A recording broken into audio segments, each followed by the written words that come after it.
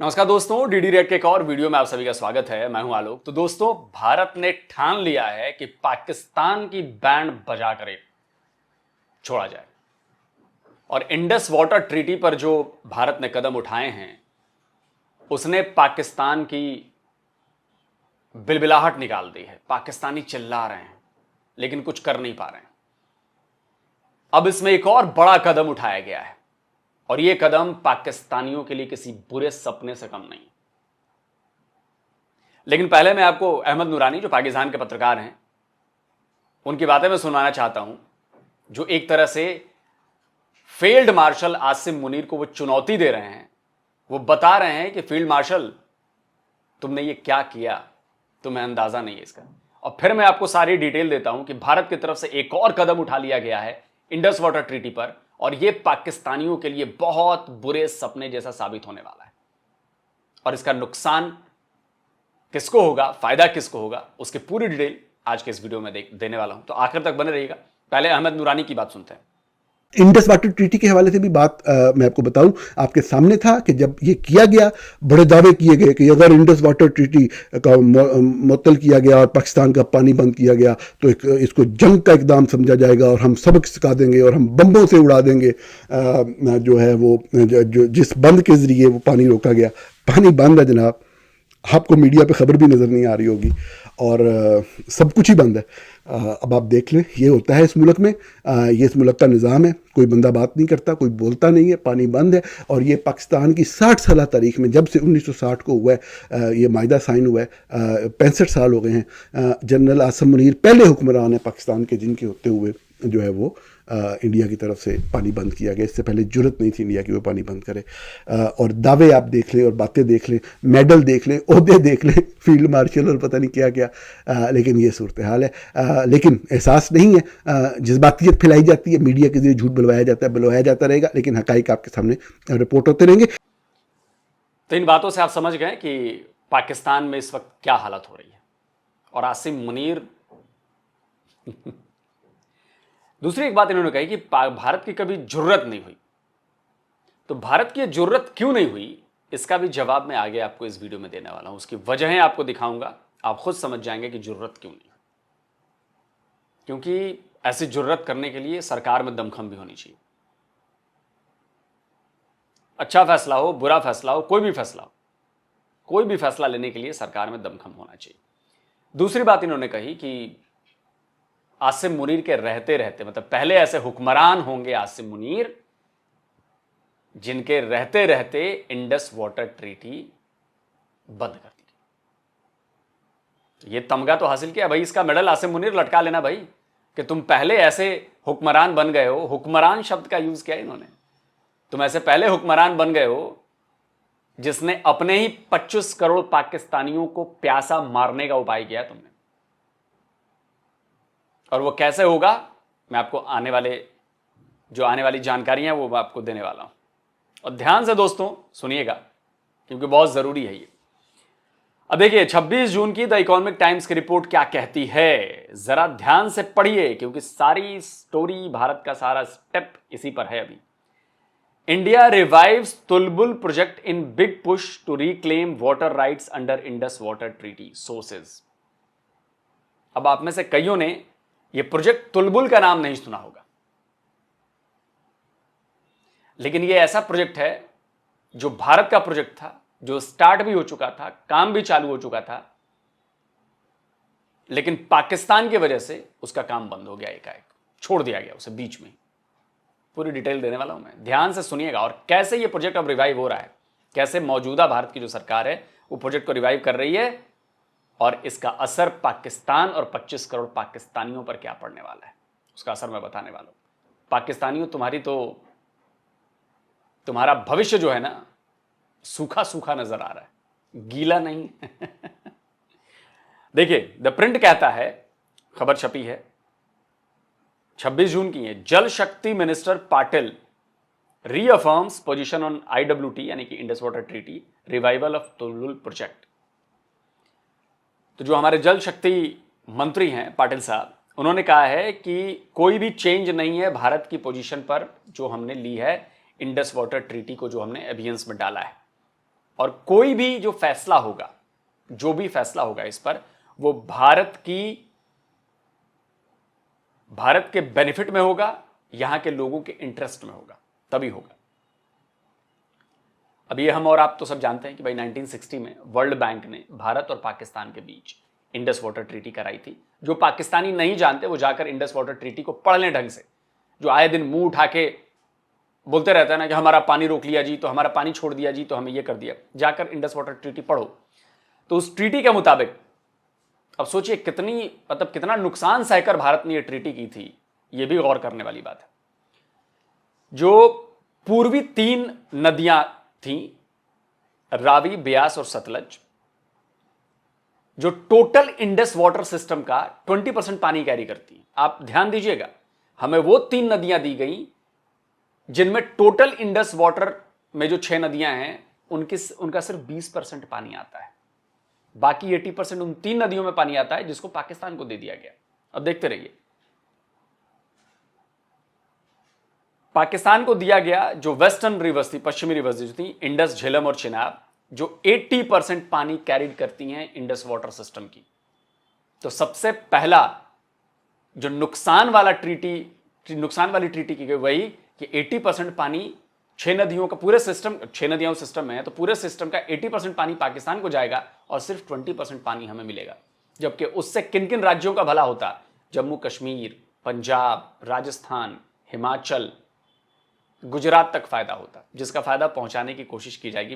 वो भी मैंने आपको कल के वीडियो में बताया था। तो जी, अब इस पर भारत ने फैसला किया है कि जो तुलबुल प्रोजेक्ट जो छोड़ दिया गया था, अब वो रिवाइव किया जाएगा।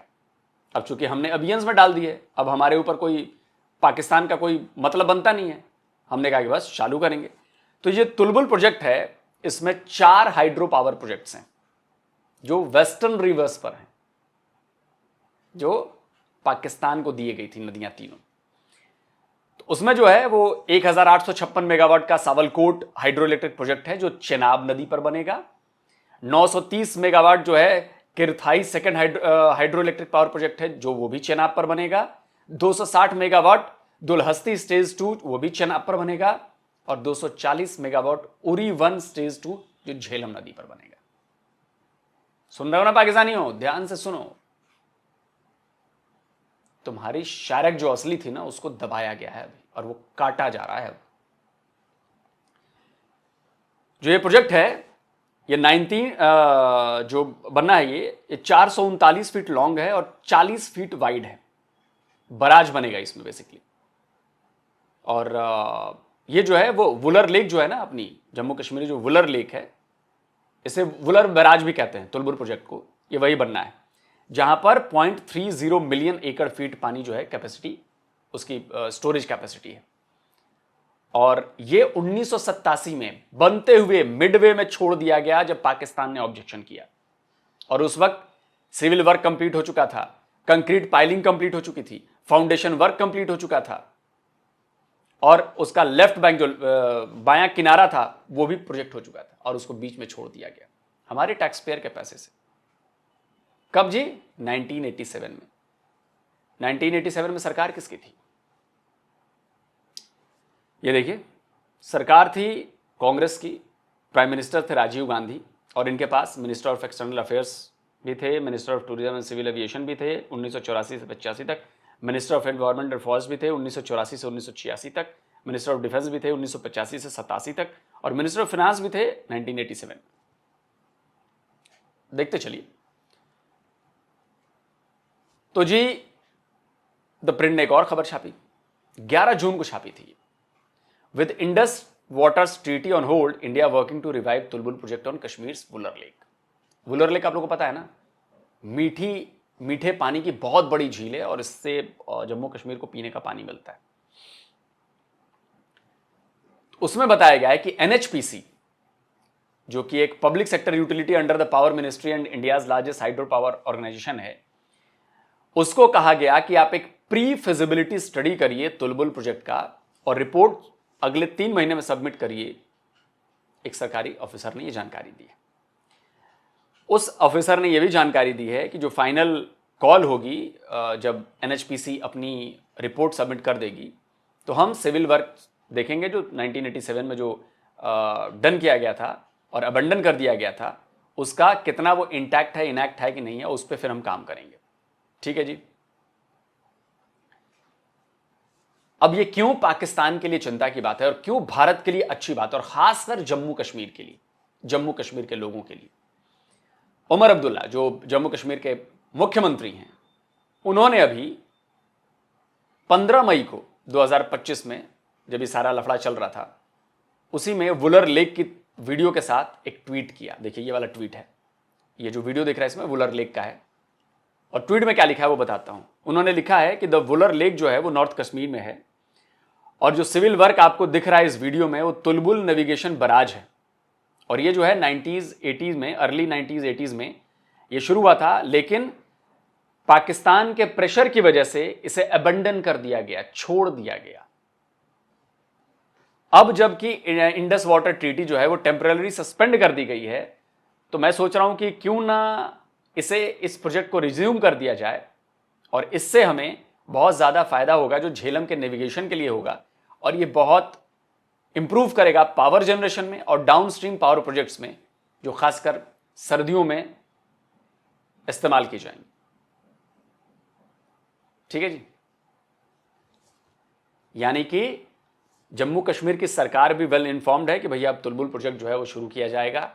भारत की सरकार की तरफ से भी, सेंट्रल गवर्नमेंट जो है उधर से भी चीज़ें क्लियर की जा रही हैं, स्टेप उठाए जा रहे हैं। मैंने क्या कहा, भारत काम करके दिखा रहा है, और पाकिस्तानी तुम लोग सिर्फ बोल सकते हो और कुछ कर नहीं सकते। अब तक तुमने सिर्फ बोला है, हमने करके दिखाया और अभी कर रहे हैं।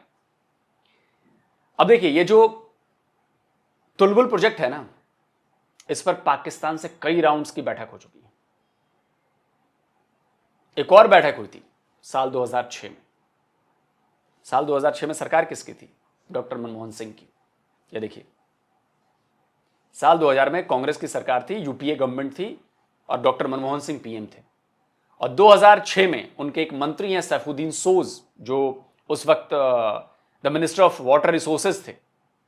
सैफुद्दीन सोज भी कश्मीर से आते हैं, जम्मू कश्मीर से आते हैं। मैं आपको ऑफिशियल उनका स्टेटमेंट दिखाता हूं जो उन्होंने संसद में दिया था, पार्लियामेंट में बताया था इसके बारे में। वो देखेंगे आप हैरान रह जाएंगे। 2006 की बात है। ये देखिए, पीआईबी की मैंने निकाली है वो रिपोर्ट, 14 अगस्त 2006। उसमें बताया गया है कि लोकसभा में ये जानकारी दी है सैफुद्दीन सोज ने, जो सवाल पूछा था श्री बदिगा रामाकृष्णा ने लोकसभा में पूछा था। उसके जवाब में ये जो मंत्री थे, minister of water resources Saifuddin Soz, उन्होंने जवाब दिया था संसद में, पार्लियामेंट ऑन रिकॉर्ड है। उन्होंने बताया है कि सेक्रेटरी लेवल टॉक्स जो हुई इंडिया और पाकिस्तान के बीच तुलबुल नेविगेशन उलर बराज पर, जो 22 और 23 जून 2006 को इस्लामाबाद में हुई थी पाकिस्तान में। दोनों साइड ने बातचीत की, कहा कि नहीं अब इस पर करना है, हमें करना है। देखिए इस पर कितनी बात हो चुकी है, 8 बार, 8 rounds of secretary level talks, secretary level पर 8 बार बातचीत हो चुकी थी तब। 4 more between the secretaries as part of the composite dialogue. Composite dialogue के चक्कर में 4 और सेक्रेटरी बात कर चुके थे। इतनी बातचीत हो चुकी थी, और पाकिस्तान मना कर रहा था और भारत मान जा रहा था, जबकि इंडस वाटर ट्रीटी के शर्तों के मुताबिक भारत यह काम कर सकता है, उसको इजाजत है। लेकिन पाकिस्तान की बदमाशी भारत सह रहा था। इतनी बातचीत के बाद भी नहीं हुआ और काम आधे में छोड़ना पड़ा था। कितने शर्म की बात थी ये। लेकिन आज जो है वो फिर से अब तुलबुल प्रोजेक्ट शुरू हो जाएगा, और बिल्कुल मुझे लगता है कि शुरू किया जाना चाहिए। अब देखिए, इकोनॉमिक्स टाइम्स इंफ्रा ने भी एक खबर छापी थी 17 मई को ही, जिसमें बताया था कि what is Tulbul project and why it's important for India. कि तुलबुल प्रोजेक्ट इंडिया के लिए इतना इंपॉर्टेंट क्यों। अब देखिए, इतना इंपॉर्टेंट प्रोजेक्ट है और पैसे लगाने के बाद भी बीच में छोड़ दिया गया उसको। क्यों? क्योंकि पाकिस्तान ने एतराज कर दिया और हमारी सरकार, ठीक है जी, अगर आपको एतराज है जी तो हम बंद कर देते हैं जी। समझ रहे हैं ना। तो इसमें इन्होंने बताया है कि एक उत्तम सिन्हा है जो सीनियर फेलो हैं Manohar Parrikar institute of defence studies and analysis के, उन्होंने बड़ी अच्छी बात कही है। उन्होंने कहा है कि it is the time for India to finally break ground on the long stalled Tulbul navigation project. उन्होंने कहा कि बहुत अच्छा वक्त है कि जो इतने टाइम से रुका हुआ है, 50 साल होने को आए, अब उसको शुरू किया जाए।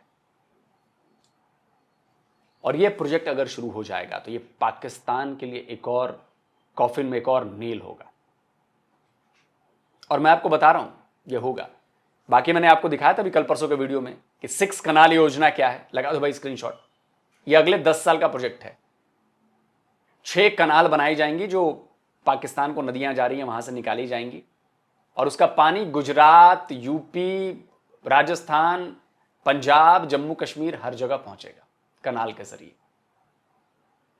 पाकिस्तानियों बहुत गलत पंगा लिया है तुम लोगों ने, और तुम्हारी आने वाली नस्लें याद रखेंगी कि आसिम मुनीर ने क्या पंगा लिया था और कैसे प्यासा मरवाया था पाकिस्तान की नस्लों को। और जैसा कि तुम कह रहे हो कि तुम पानी के लिए लड़ना चाहते हो, वी आर रेडी। हम जानते हैं, हमने इसे ये कदम उठाया है कि तुम अटैक करो हम पर। तुम अटैक करो, फिर दिखाएंगे हम। जो नुकसान होना है हमारा हो जाए, जो नुकसान होना है तुम्हारा हो जाए। फाइनल मामला सेटल हो जाए एक बार कि अगले 100 साल तुम आंख ना उठा पाओ, उठ ना पाओ। यह हालत करेंगे हम। तो फिर भी मैनेज कर लेंगे। हमने तो तुम्हारे 4 हमलों के बाद भी मैनेज कर लिया। आज दुनिया की चौथी सबसे बड़ी इकोनॉमी बनने जा रहे हैं, समझे? या चौथी बन चुके हैं। दोस्तों आप क्या कहते हैं? इस वीडियो को ज्यादा से ज्यादा शेयर करिए ताकि लोगों तक बात पहुंचे। जल्दी मिलता हूं एक और नए वीडियो के साथ। नमस्कार, जय हिंद। तो अगर आप चाहते हैं मुझसे बात करना, मुझसे कोई सवाल पूछना, तो फैन कॉल पर आप मुझसे कनेक्ट हो सकते हैं। फैन कॉल में ये सुविधा है कि आप अपने हिसाब से वहां पर जाकर टाइम स्लॉट बुक कर सकते हैं कि आपको फलाने दिन मुझसे बात करनी है, फलाने टाइम पे मुझसे बात करनी है। लेकिन ये भी बता दूं कि ये पेड सर्विस है,